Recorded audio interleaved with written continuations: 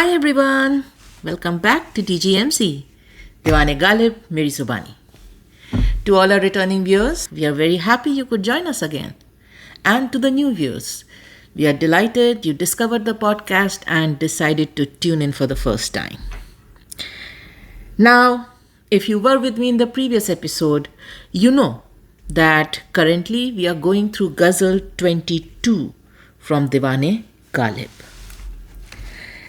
And today we are going to pick up couplet number 9.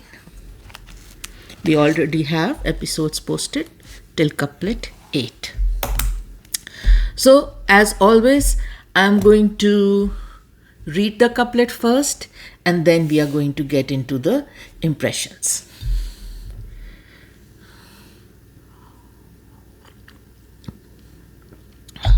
Okay, so this is how it goes. मुहाबा क्या है, मैं जामिन इधर देख. मुहाबा क्या है, मैं जामिन इधर देख. शहीद ने निगाह का खून बहा क्या. Let's do a quick approximate translation for this. What is the fear? I am the guarantor. Look at me.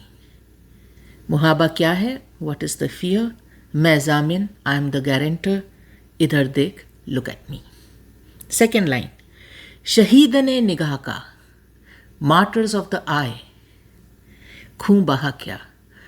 What is there to be collected as blood money? So that is a very one-on-one, simple, basic translation. And yes, it might not make a lot of sense right now, but once we are done with the impression, hopefully it will. So in this couplet, like we call it in DGMZ lingo, there is a centerpiece. And the centerpiece of the couplet is Khoon baha. Now, here is a question for you. When you read Shaheed ne nigah ka khoon baha kya, do you also, like we did, understand this as flowing of blood? Khoon baha, right? Well, confession, we thought it was that, right? We thought this was about blood flowing. But once we got into the research around the couplet, we realized this khoon baha is a totally different concept. It's a totally different thing. It is about blood money. Now, to enjoy the couplet, to understand it in totality, we should know about this concept, blood money. So let's spend some time and get a grasp on it, and then we will come back to the couplet for the impression. So let's see how this concept of khoon baha or blood money has evolved over time across various cultures, various civilizations, various religions. Of course, we can't cover all, but we will pick the top few. So let's start with medieval Europe. Historically, in early medieval Europe, which was often called the Dark Ages, the judicial system was not as evolved and sophisticated as today. Hence, people had a fundamental right to use force on their behalf to take vengeance or to defend themselves. Hence, acts of violence were more frequent back in those times, but they were not unregulated. So, a person could only kill or harm another for what the community thought was a just, fair cause. And any such violence had to take place within a legal framework. And there was always a cost. And this cost was specified by law. Vergilde also known as man price or blood money, was a precept in some historical legal codes whereby a monetary value was established for a person's life, and this had to be paid as a fine or as compensatory damages to the person's family if that person was killed or injured by another. In essence, this was the remuneration for the man who had been victimized. Now, this vergild was a defined value placed on every man, graded according to rank, and hence used as a basis of a fine or compensation calculation, which could be for murder, disablement, injury, or other serious crimes. So, in medieval Europe, this is how it played out. Now, in Judaism, since a person's life is considered as being the property of God, Judaism forbids the taking of blood money for the life of a murdered victim. Moving on to Japan. In Japanese culture, it is common to give blood money or mimaikin. I might be pronouncing that wrong. Mimaikin. Mimaikin to a victim's family.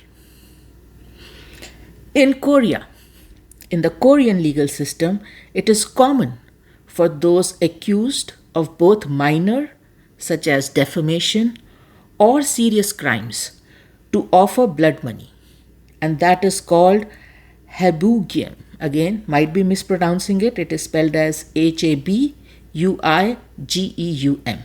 to the victim. If accepted, then the perpetrator is usually excused from further punishment. Despite being common practice, its use in high-profile cases sometimes results in protests in Korea. Moving on to Christianity. In Bible, the term is used to depict and refer to the 30 pieces of silver Judas Iscariot received in exchange for revealing the identity of Jesus Christ to the forces sent by the Pharisees. After the crucifixion of Christ, Judas returned the payment to the chief priest, who took the silver pieces and said, "It is not lawful to put these back into the treasury, because it is the price of blood." So, Christianity does not propagate or support blood money, but there is this one story which refers to blood money, and that is of the 30 pieces of silver Judas Iscariot took to betray Jesus Christ to the Pharisees. Now, lastly, coming to Islam, which probably will be the most closely tied to the couplet here in Ghalib's ghazal. So in Islam, there are 4 classes of crime, and they are divided according to their mention in Quran. Number 1, hudud. Now these are fixed punishments. Number 2, qisas. Qisas is an Islamic term which means retaliation in kind, and this follows the theory of eye for an eye, retributive justice. You do unto them as they did to you. The third type is diyat. In Arabic, it can mean both blood money and ransom. In Islamic law, this is the financial compensation paid to the victim or heirs of the victim in the cases of murder, bodily harm, or property damage by mistake. By mistake. It is an alternative punishment to qisas and diyat only applies, number 1, when murder is committed by mistake, And number two, when the victim's family has the free consent to compromise with the guilty party. If these two conditions are not met, Qisas will apply, which is retaliation in kind. And then the fourth type of punishment in Islam is tazir, which is usually corporal punishment, and this will be administered at the discretion of the judge. So, all that information to set a brief historical background to this blood money. What is this all about? And was it formal? Was it just a concept? It clearly shows that it was a very formal, very frequently practiced form of justice. Now let's explore how this concept panned out in Urdu poetry. So in Urdu poetry, as we know, the lover lives and dies for the beloved. So the usual killing is of the lover and the usual killer is the beloved, right? Urdu poetry में ये मोटा formula है. Now we know, as we described a few minutes back, per the rules, for a killing, there should be a fair and square blood money or khoonba paid by the killer to the victim or victim's family. So, ideally, the beloved should be paying khoonba to the lover. ऐसा होना तो चाहिए, पर क्या ऐसा होता है? So चलिए वो देखते हैं. Let's see a few different ways this killing and blood money dynamic plays out between the lover and the beloved in Urdu poetry.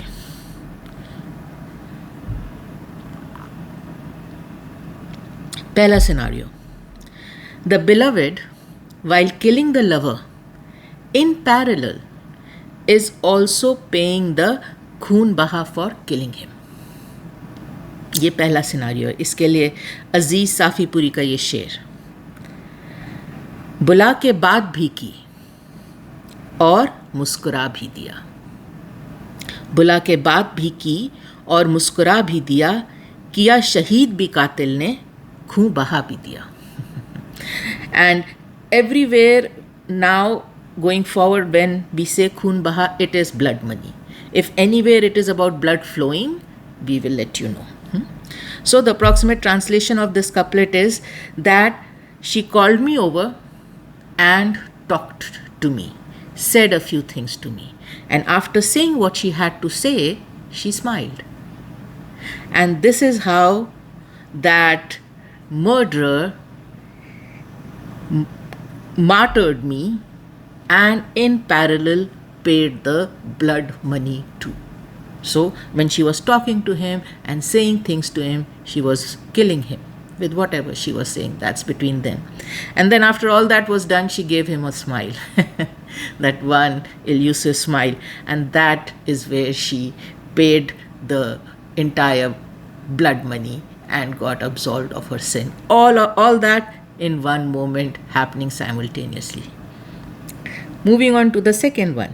पीर शेर मोहम्मद आजिज का ये शेर. कातिल ने बहाए लाश पर अश्क.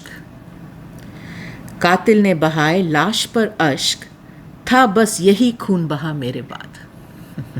Approximate translation is, the murderer wept tears on my body. The murderer wept tears on my body, and this was the only blood money I received after I was gone. This was the only blood money I received. गोया फ़कीर मोहम्मद का शेर. काट कर sir लगाइए ठोकर.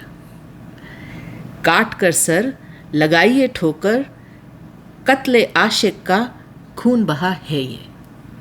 Heart wrenching. Very cruel. So the approximate translation is, behead me and then kick my head around. First cut my head off and then kick it around. Of the murdered lover, this is the blood money he is receiving. सो खून तो किया ही, उसके बाद ठोकर लगाई उस sir को, sir काटने के बाद ये खून बहा दिया है। ऐसा खून बहा नहीं होता है। खून बहा is a ransom, I mean it's a compensation, it's a fine. ये तो कत्ल से भी बुरी चीज़ कर दी बिलवड ने, बट यही खून बहा इस आशिक के हिस्से में आया। And the last one for this scenario, Habib Musavi का शेर, यही है खून बहा चल कर ज़रा कह दो इशारे से, यही है खून बहा चल कर ज़रा कह दो इशारे से, हबीब एक खस्ता का मरकद पसे दीवार बन जाए। Beautiful couplet. Approximate translation is, this will be the blood money, come along and tell them, gesture and tell them, right, that of this sick person, which is the lover, this sick, weak person, let his resting place be adjacent to my wall. This is all the blood money I want from you. I want nothing else from you. I'm going to sacrifice my life for you. All I want is, once I'm gone, I'm already on my deathbed, right? Habib Khasta. So I'm already on my deathbed. Just let them know that once I'm gone, they should make my resting place, which is my tombstone, adjacent to your wall. So in my humble opinion, यहाँ पे beloved इन सारे शेरों में खून बहा दे तो रही हैं, पर ये फेयर एंड स्क्वेयर खून बहा नहीं है। ये तो ज़ख्मों पर नमक ही छिड़का जा रहा है, पर चलिए ठीक है, कुछ दे तो रही हैं। क्योंकि अगले सिनारियो में in the second scenario which we are going to explore in Urdu poetry, the beloved kills the lover and then makes the lover pay the खून बहा इंस्टेड ऑफ हर। तो लवर ने तो जान तो दी ही, बेचारे को मिलना चाहिए खून बहा, पर वो लवर से पे करवा देती हैं बिलवड खून बहा, जान भी लेती हैं और उनसे खून बहा भी लेती हैं। शौकत बस्ती का ये शेर, रायगा अहद पासे अहद गई कुर्बानी, रायगा अहद पासे अहद गई कुर्बानी, खून बहा ले गए खुद खून बहाने वाले। So the approximate translation is, Raiga is waste, and ahed paase ahed is time after time. So it was a waste, time after time, this kurbani, this sacrifice I was giving of myself, because the ones who were spilling my blood made me pay the blood money for it also. मिलना मुझे चाहिए था, पर वो मेरा खून बहा भी गए, as in spilled my blood and then made me pay the blood money also. Very unfair. दूसरा शेर वहीद अख्तर का, है ये हमारा ही लहू, है ये हमारा ही लहू, अब तक रहा तू सुर्ख रू, है ये हमारा ही लहू, अब तक रहा तू सुर्ख रू, हम देना जिस दिन खून बहा, बुझ जाएगा चेहरा तेरा।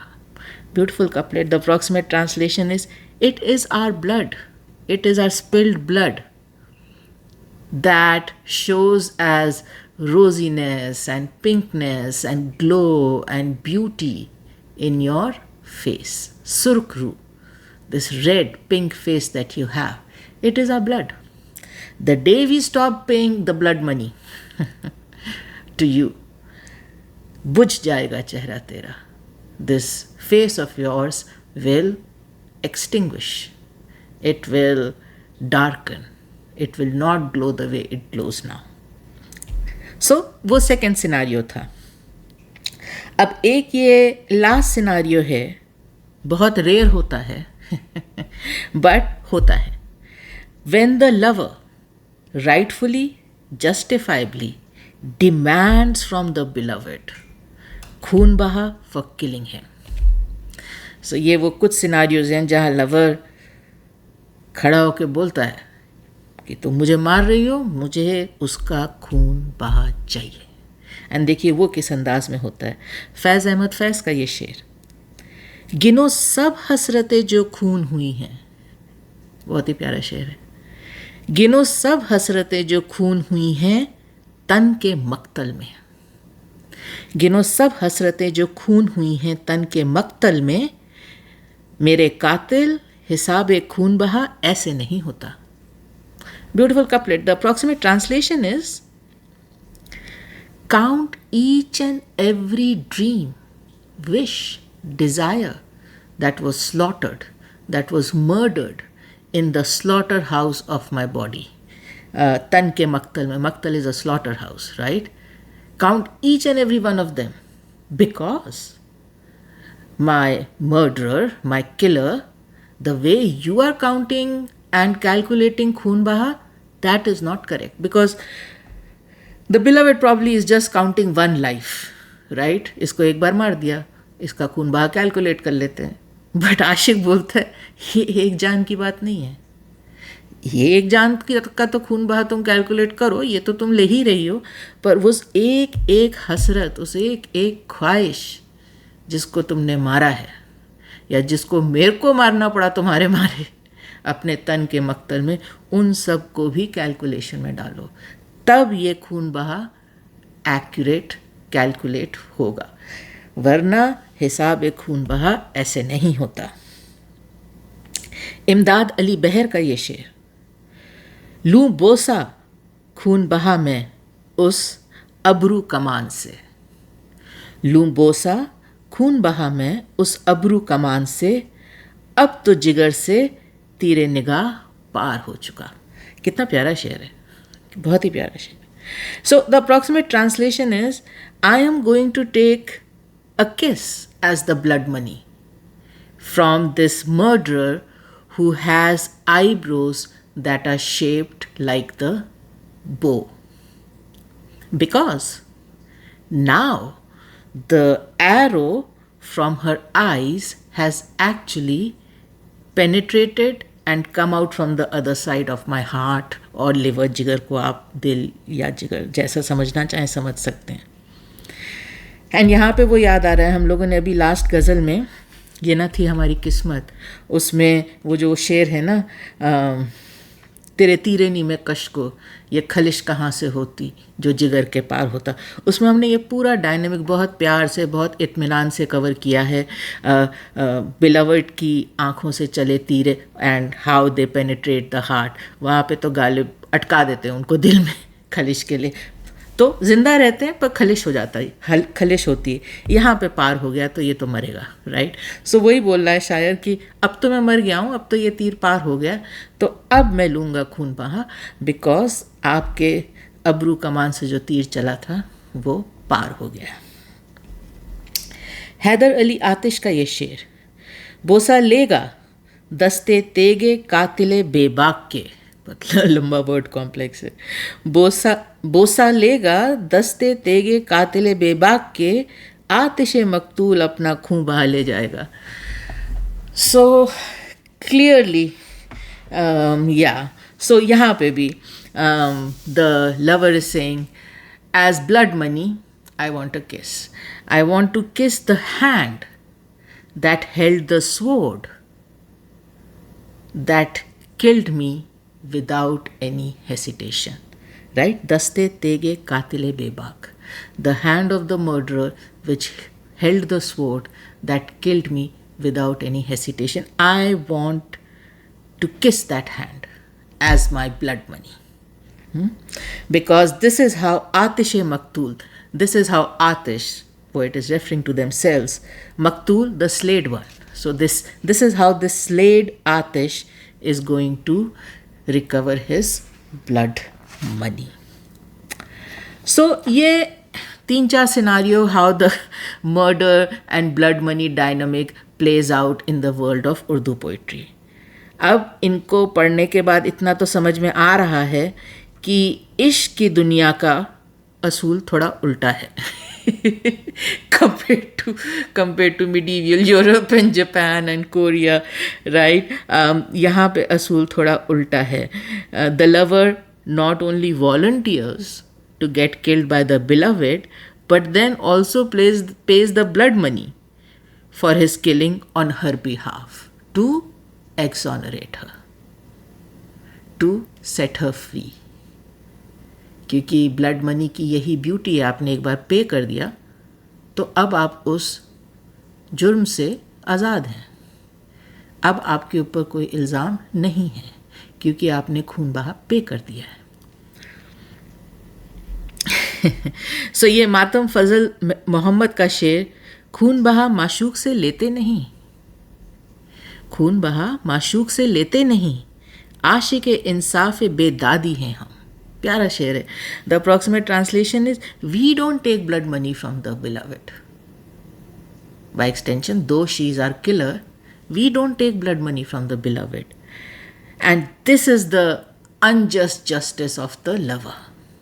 सो ये जो लवर का जस्टिस है, इसमें ये अनफेयरनेस है, इसमें ये अनजस्ट एलिमेंट है कि ये जस्टिस खून बहा नहीं लेता बिलवेड से, दो she is the killer. Mohsin Bhopali का ये शेर, हमारे कत्ल पे मोहसिन ये पेशो पस कैसी, हमारे कत्ल पे मोहसिन ये पेशो पस कैसी, हम ऐसे लोग तलब खून बहा नहीं करते। So the approximate translation is, Mohsin, the poet, is addressing himself. What is this indecision, back and forth confusion on our murder? What seems to be the problem? What seems to be the confusion? People like us, है ना, हम ऐसे लोग तलब खून बहा, do not wish for blood money from the beloved. तो problem क्या है हमको मारने में? इतना ज़्यादा सोचा समझा क्या जा रहा है हमारे को मारने से पहले? हम लोग तो मांगते ही नहीं है खून बहा। एंड मोहसिन भोपाली का एक और शेर, ये तय हुआ है कि कातिल को भी दुआ दीजिए, ये तय हुआ है कि कातिल को भी दुआ दीजिए, खुद अपना खून बहा फिर भी खून बहा दीजिए। एंड यहाँ पे दोनों खून बहा यूज़ हुए हैं, पहला वाला फ्लोइंग है, दूसरा वाला ब्लड मनी है। So the approximate translation is, this has been decided by extension in the world of love, this has been pre decided that you will send prayers to your murderer, to your killer. This is predefined rule in the world of love, that you will send prayers and blessings towards your killer, towards your murderer. You will spill your blood by yourself and you will pay the blood money yourself. खुद अपना खून बहाओगे, खुद अपना खून बहा फिर भी खून बहा दीजिए। हर चीज़ आप खुद ही करेंगे, आप अपना खून भी खुद ही बहाएंगे एंड आप उसका खून बहा भी खुद ही देंगे। सो आप देख रहे हैं आशिकी की दुनिया के, उर्दू पोइट्री की दुनिया के, लवर बिलवेड की दुनिया के असूल बिल्कुल अलग हैं as far as murder and blood money goes. अलग तो फिर भी it is putting it lightly, actually बिल्कुल ऑपोजिट है, राइट। सो ये हो गया द चेंज्ड रूल्स, राइट, जो कि बाकी शायरों ने उर्दू पोइट्री में बनाए हैं एज फार एज कत्ल एंड खून बहा गोस। अब आए हमारे Ghalib, right, where everyone has hit their glass ceiling, where everyone has pushed the envelope to its limit, जहाँ सबकी सबसे ज़्यादा लिमिट जो है वो मिल गई, वहाँ से गालिब की बेस लाइन शुरू होगी। जहाँ सबकी बातें ख़त्म हो जाएंगी, अब वहाँ से गालिब अपनी बात शुरू करेंगे, करेक्ट। एंड ऑफ कोर्स जब वो ये बात करेंगे, he is going to set an entirely new law for killing and खून बहा थ्रू हिज पोइट्री। एंड ये जो नए रूल्स गालिब सेट करेंगे, we will get into it, they are driven by his desire to have the beloved not hesitate at all in being true to her nature. कोई झिझक नहीं होनी चाहिए, कोई रोका नहीं होना चाहिए, कोई डाइल्यूशन नहीं होना चाहिए। पूरे का पूरा 100% जैसे आप हो, बिल्कुल वैसा ही बिहेव करो। एंड अगर आपको याद हो, हम लोगों ने 4th कपलेट में ये वर्ड मुहाबा कवर किया था, राइट। अगर आपको याद हो, वहाँ पे गालिब बोलते हैं, निगाहे बेमुहाबा चाहता हूँ, निगाह बेमुहाबा चाहता हूँ, तगाफुल हाय तम की आजमा क्या। वहाँ पे भी वही फंडा कि तुम आँख मिला कर देखो, meet me head on, right? Do not steal glances, do not avert glances, do not hide glances. Meet me face to face, one on one, full on, अपनी फुल इंटेंसिटी में. एंड बिल्कुल वैसा ही जज्बा यहाँ भी है. एंड गालिब के लिए ये ठीक है कि अगर बिलावेड अपने पूरे जलवे में उनकी तरफ देखती हैं, it will lead to his death. He is okay with that. वो उनकी प्रॉब्लम है, वो गालिब की प्रॉब्लम है. पर बिलावेड को हर वक्त यही रिक्वेस्ट है, मीट मी फुल ऑन 100%. जितनी इंटेंस हो, जो तुम्हारा नेचुरल फीलिंग है, जो तुम्हारा नेचुरल इंस्टिंक्ट है, उसमें मुझसे मिलो. ओके, सो गालिब का ये शेर देखिए. रहे ना जा तो कातिल को खून बहा दीजिए. रहे ना जा तो कातिल को खून बहा दीजिए. कटे ज़बां तो खंजर को मरहबा कहिए. So the approximate translation is, if you lose your life at their hand, then pay the blood money to the murderer. Instead of taking it from them, pay the blood money to the murderer for taking your life, for losing your life to them. And if the tongue is severed, if the tongue is cut by the knife, then say thank you to the knife. अब push हो रहा है envelope beyond जो हम लोगों ने अभी तक पढ़ा है. ये एकदम एक अलग ही लेवल पे बात हो रही है, राइट. एंड दूसरा शेर इससे भी ज़्यादा प्यारा है. असद बिस्मिल है किस अंदाज का. बिस्मिल मतलब the one who is martyred, the one who is slayed. Asad of course is Ghalib's pen name. Asad बिस्मिल है किस अंदाज का. What level of a martyr is Asad. कातिल से कहता है, that he says to the one who kills him और स्लेज हिम, कि मशके नाज कर. Go ahead, indulge in your नाज, in your instinct, in your nature, in your temperament. Do not stop. If your temperament is to look at people and slay them and kill them, do it. Indulge fully in your temperament and nature. खूने दो आलम,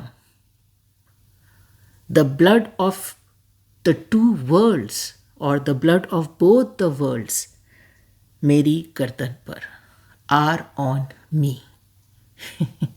So, Asad बिस्मिल है किस अंदाज का. कातिल से कहता है कि मशके नाज कर, खूने दो आलम मेरी गर्दन पर. ये तो भूलो कि मेरा खून का तो इल्ज़ाम मैं अपने सर पे लूँगा. दोनों जहाँ के जो सारे खून हैं वो भी मेरे सर पे. तुम टेंशन मत लो. Go ahead and kill me. Go ahead and kill me से ज़्यादा important, go ahead and indulge in your nature of being a killer, of being a person who can kill people just by looking at them, just by sending their way a full intense look. So ये है गालिब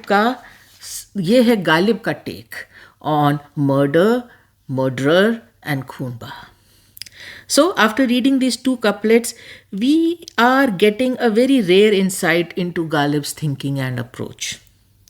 ऐसा लगता है कि Ghalib beloved से दरख्वास्त कर रहे हैं कि be true to yourself. Be a full 100% of yourself. Don't dilute, don't hide, don't change your natural instinct. आप अपने पूरे जलवे में रहो. बिलवेड, आप अपने पूरे जलवे में रहो. ये जलवा हमारा क्या हाल करेगा वो हमारी प्रॉब्लम है, आपकी नहीं. एंड हमारा क्या हाल होगा इससे आपको कोई मतलब नहीं. आप अपने जलवे में पूरी तरह से रहो, किसी भी तरह से उस पर कॉम्प्रोमाइज़ ना करो। उनका वो शेर याद आ रहा है, इबादत बर्क की करता हूँ और अफसोस हासिल का। उसमें भी यही कॉन्सेप्ट प्ले आउट हो रहा है कि तुम अगर बिजली से प्यार करते हो तो फिर तुम फसल से भी प्यार नहीं कर सकते। बिजली से प्यार करने वाले को बिजली की हर नेचर और हर एस्पेक्ट को एम्ब्रेस करना पड़ेगा। एंड बिजली का सबसे बड़ा एस्पेक्ट ये है कि वो गिरेगी, और जहाँ गिरेगी वहाँ वो जला देगी जो कुछ भी है। तो ऐसा नहीं है कि जब तुमसे दूर दूर बिजली आसमान में थी तो तुम उससे प्यार कर रहे थे, बहुत खूबसूरत, बहुत जलवा गिरी है उसकी, पर जब तुम्हारे फसल पे आके गिरी तो अब बिजली बुरी हो गई। तो वही फंडा है गालिब का कि भाई अगर आप बिलवेड से प्यार कर रहे हैं, किसी ऐसे इंसान से प्यार कर रहे हैं जिसकी कातिलाना निगाहें हैं, तो अब कत्ल होंगे। And you have to take it in your stride. You cannot pick and choose what you love about a person. When you love a person, you have to love them in totality. You have to love everything they bring to the table. You cannot pick and choose. It's not a buffet. And this type of thinking can only exist in a person who himself always puts forward his 100%. तो beloved से वो चीज़ मांग रहे हैं जो कि वो खुद भी करते हैं। आप गालिब के फैंस हैं, आई अज्यूम, अगर आप पॉडकास्ट सुन रहे हैं आपको तो पता है Ghalib never minces words. Ghalib brings to the table 100% authenticity. He does not hold back. वो प्यार में नहीं होल्ड बैक करते, वो गुस्से में नहीं होल्ड बैक करते, वो क्रिटिक में होल्ड बैक नहीं करते, राइट। सो जब आप खुद इतने ऑथेंटिक होते हैं एंड आप खुद अपने आप को डाइल्यूट नहीं करते, हाइड नहीं करते, चेंज नहीं करते किसी के लिए, तभी आप इस चीज़ की इम्पोर्टेंस समझ सकते हैं कि अब आप दूसरे को भी इनकरेज करें कि भाई तुम भी अपने आप को हाइड मत करना, डाइल्यूट मत करना, चेंज मत करना। मैं 100% आ रहा हूँ, तुम भी 100% आओ, फिर देखा जाएगा जो होगा। But let's be 100% true to ourselves in front of each other. So मुहाबा क्या है? मैं जामिन इधर देख। अब ये लाइन पकड़ते हैं। कॉन्टेक्स्ट सेटिंग में ही कितना टाइम लग जाता है, पर उसके बिना मज़ा भी नहीं आता ना। सो मुहाबा क्या है? मैं जामिन इधर देख। अब देखिए इस पहली लाइन में गालिब की ये पर्सनालिटी ट्रेट कितनी अच्छी तरह डिस्प्ले होती है। कौन सी पर्सनालिटी ट्रेट? दिस 100% वाली, राइट। अब फर्स्ट लाइन को हम 3 पार्ट्स में लेंगे। सबसे पहला पार्ट, मुहाबा क्या है, राइट। किस बात का डर है बिलवेड? किस बात की हिचक है? किस बात की परेशानी है? मुहाबा क्या है? क्वेश्चन। अब ये भी कह सकते थे मुहाबा नहीं, मैं जामिन इधर देख, एक स्टेटमेंट कर सकते थे कि इंस्टेड ऑफ सेइंग क्या डर है, ये कह सकते थे कोई डर नहीं है। But Ghalib is a person of questions and that's one thing we love about him, right. Ghalib loves questions because questions come with open doors. जब आप किसी से सवाल पूछते हैं तो इट्स अ 2-way स्ट्रीट। जिस वक़्त आप सवाल पूछ रहे हैं उस वक़्त ही आपने आंसर के लिए रास्ता तैयार कर दिया। Statement on the other hand comes with a close door. मैंने ये कह दिया और अब बस यही है, इसमें और कोई रूम नहीं है कि तुम कुछ ऐड करो। Here is my statement. Ghalib statement नहीं करते, बिलवेड से क्वेश्चन पूछते हैं। जेन्युइनली बिलवेड से पूछ रहे हैं कि तुम क्यों हेसिटेट कर रही हो, तुम क्यों इतनी कंसर्न्ड हो, तुम इतना डर क्यों रही हो।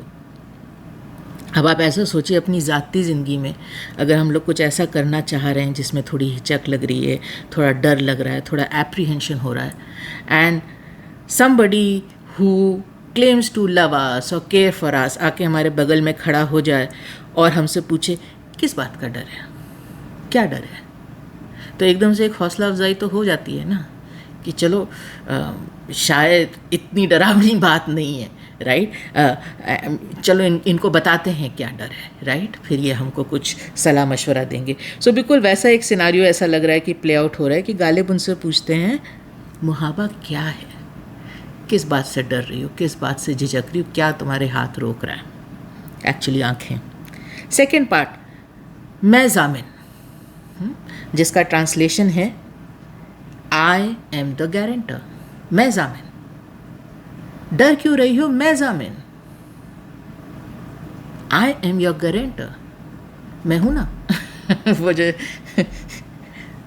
या सो वो मैं हूं ना का गाना भी है, आप लोगों ने पता नहीं सुना होगा कि नहीं सुना होगा। वो मूवी का गाना है ना जिसमें शाहरुख खान है, वो उसकी जो वर्ड्स हैं, कहने की हो दिल में कोई बात मुझसे कहो, कोई पल हो दिन हो या रात मुझसे कहो, कोई मुश्किल कोई परेशानी आए, तुम्हें लगे कुछ ठीक नहीं हालात मुझसे कहो। एंड कोई हो तमन्ना या हो कोई आरजू, रहना कभी ना बेकरार, मैं हूँ ना। I know it's a filmi song, but what I am trying to say is, वो फीलिंग तो आती है ना, मैं जामिन, जब मैं हूँ, जब मैं तुम्हारा गारंटर हूँ तो मुहाबा क्या। सो जो बची कुची झिझक रह गई होगी बिलवड के दिल में आफ्टर लिसनिंग टू मुहाबा क्या, मैं जामिन से वो भी दूर हो जाएगी, है ना। पहली बात तो किसी बात से डरो मत, किस बात का डर है, और अगर डर रही हो तो मैं जामिन हूँ ना, अगर कुछ होगा तो मेरे पे आएगा। I am your guarantor, I am your back and support.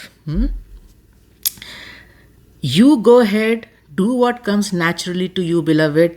I will take care of the rest. मैं जामिन. So that takes care of the first two parts. Third part, इधर देख. Right? मुहाबा क्या, मैं जामिन, इधर देख. ये थर्ड पार्ट है. अब जो थोड़ी बहुती अगर रह गई है हिचक या डर बिलवड में, तो उसको गालिब दूर कर देते हैं जब वो बोलते हैं इधर देख. We Urdu poetry fans know beloved का देखना is a death sentence. And again like I said, आप वो तीरेनी में कशको वाला एपिसोड ज़रूर सुने, आपको पूरा ये डायनेमिक समझ में आएगा. So when the beloved turns the full intensity of her gaze on the lover, it is going to kill the lover. He is not going to survive. So यहाँ पर जब गालिब बिलवड को बोलते हैं इधर देख, तो एक्चुअली अपनी मौत का फरमान खुद ही जारी कर देते हैं. उनको पता है वो क्या कह रहे हैं. He might as well have said, चलो अब मार दो मुझे.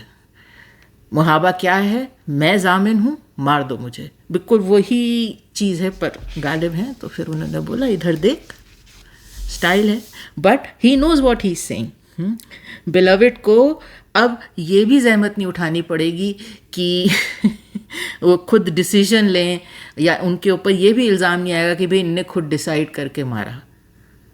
Now she can very easily से, इसने मुझे ऑर्डर किया, इसने मुझे बोला इधर देख, तो मैंने देखा, फिर ये मर गए. राइट. सो यहाँ पर अपना खुद ही डेथ सेंटेंस इशू कर दिया है गालिब ने.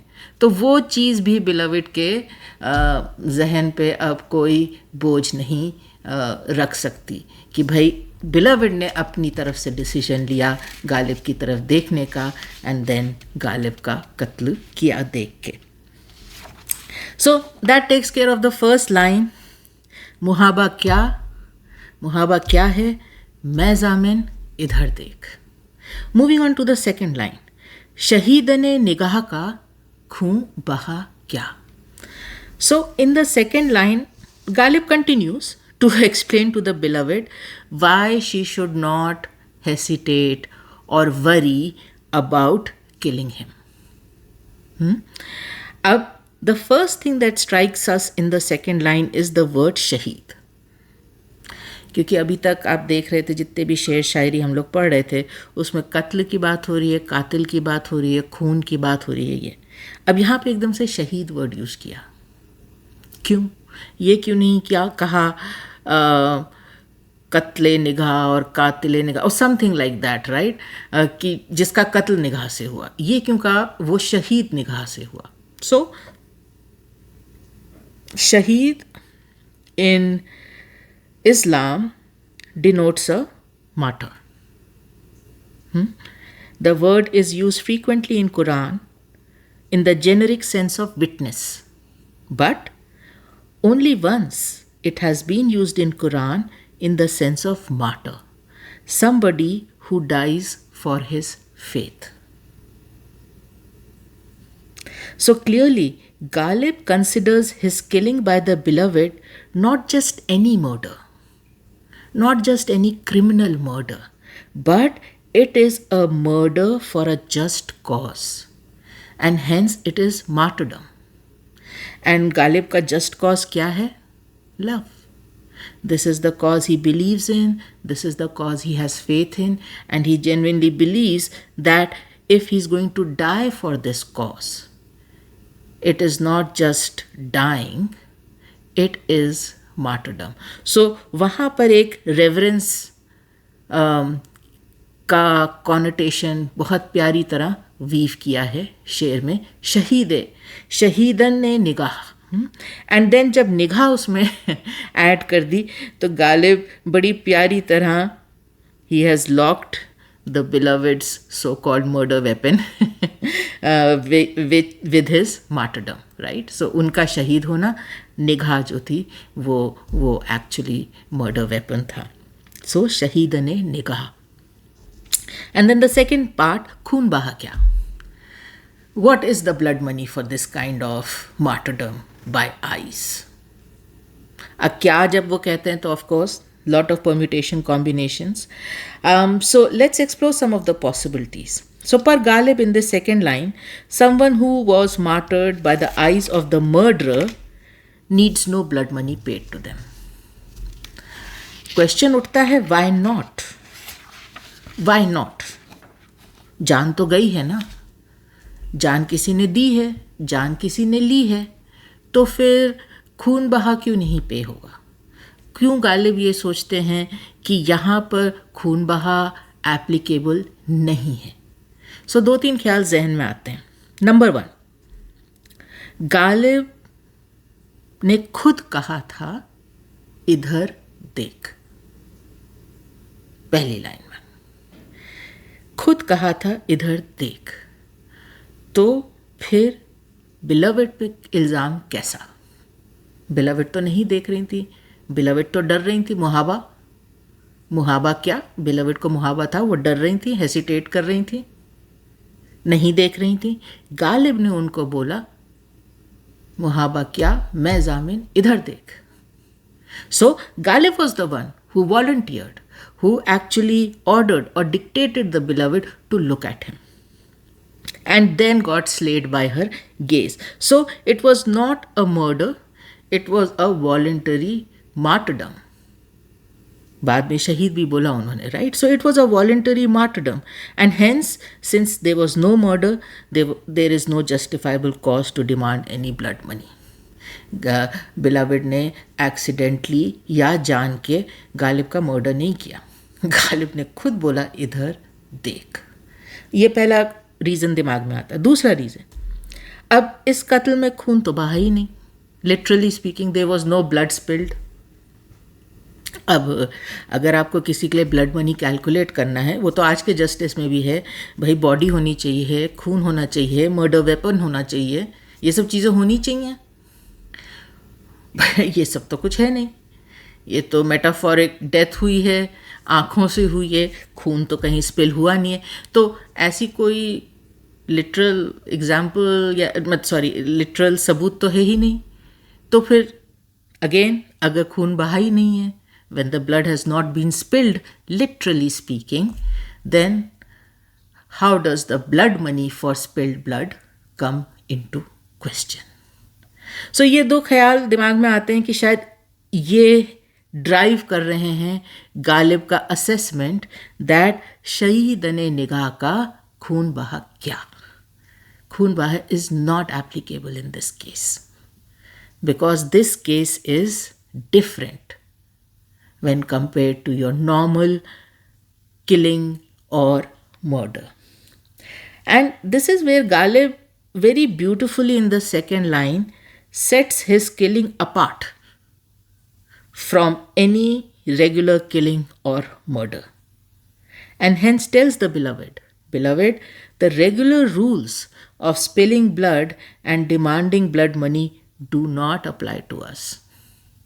वही समझा रहे हैं ना उनको पहली लाइन से ही, अलग अलग तरीक़ों से, कि ये जो स्पिलिंग ब्लड और ब्लड मनी के रूल्स हैं ये हमको अप्लाई नहीं करते हैं. Beloved, we my dear are playing the game in a different league all together.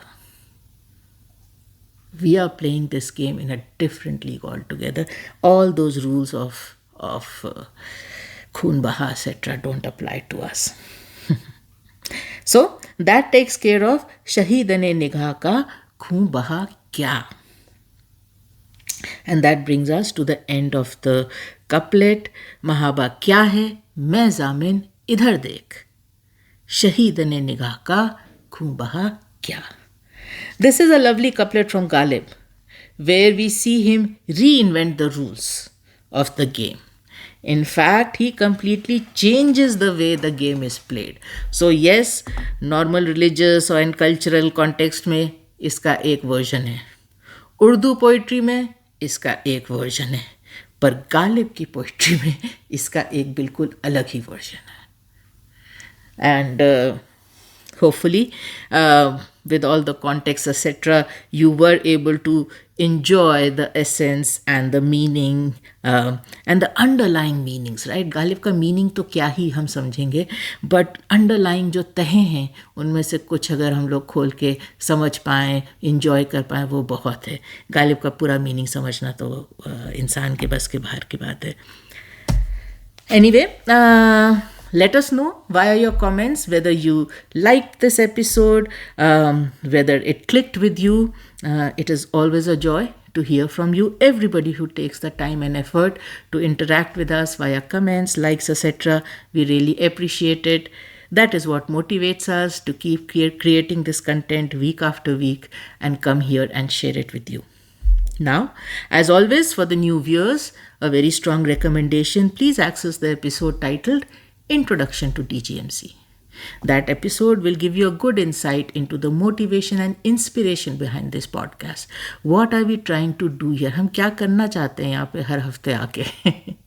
अच्छा है, it is worth your time. अगर आप वो सुनेंगे तो आपको समझ में आएगा where we are coming from. Now, the homepage of the channel has lot of playlists. हमने एक आपको आज मेंशन की, ये ना थी हमारी किस्मत, उस गज़ल की एक पूरी डेडिकेटेड प्लेलिस्ट है. उसमें वो जो एपिसोड है तेरे तीरनी में कश को ये खलिश कहाँ से होती जो जिगर के पार होता, ज़रूर सुनिए, क्योंकि उसमें आपको ये सारा डायनेमिक समझ में हम लोगों ने बड़े प्यार से इत्मीनान से उसमें एक्सप्लेन किया है. Okay, so I think we can go ahead and close the episode now. I'm sending a lot of love and light to all you dear viewers, and thanks for watching.